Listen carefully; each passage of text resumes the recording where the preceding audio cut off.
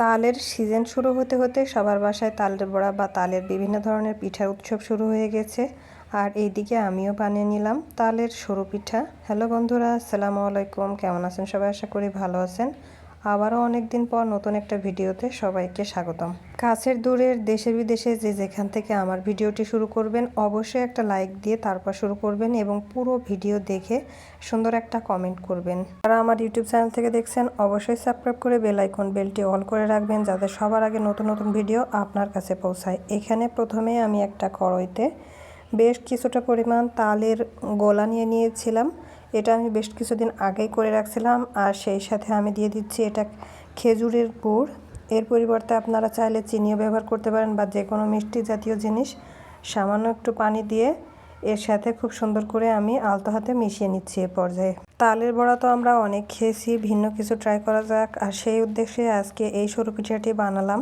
এর ভিতরে সামান্য একটু লবণ দিয়ে আরও সুন্দরভাবে মিশিয়ে নিচ্ছিলাম। আর এই পর্যায়ে আমি চালের গুঁড়া দিয়ে দিচ্ছিলাম। আটা ময়দা আপনাদের হাতের কাছে যেটা থাকবে সেটাই আপনি ব্যবহার করতে পারেন। আর চুলার আঁচটা এ পর্যায়ে একদমই লোতে রাখতে হবে। আর খুব সুন্দর করে আস্তে আস্তে নেড়ে এগুলো মিশিয়ে নিতে হবে।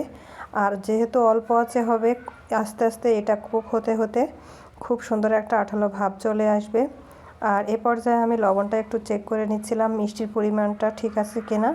আপনারা অবশ্যই নেবেন, তাহলে হচ্ছে এর স্বাদটা ঠিকঠাক হবে আর কি।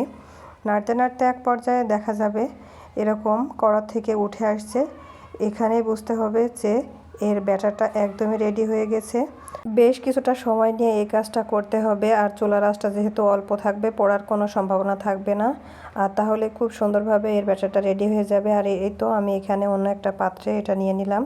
আর এটা একটু ঠান্ডা হওয়া পর্যন্ত অপেক্ষা করতে হবে। কুসুম গরম আছে। এই পর্যায়ে আমি হাতে সামান্য একটু তেল নিয়ে দুই হাতে খুব সুন্দর করে মাখিয়ে নিচ্ছিলাম। তারপর অল্প অল্প একটু একটু করে এই ব্যাটারটা নিয়ে সরু সরু করে এই পিঠাগুলো আমি প্রথমে সবগুলো রেডি করে নিয়েছি এ পর্যায়ে।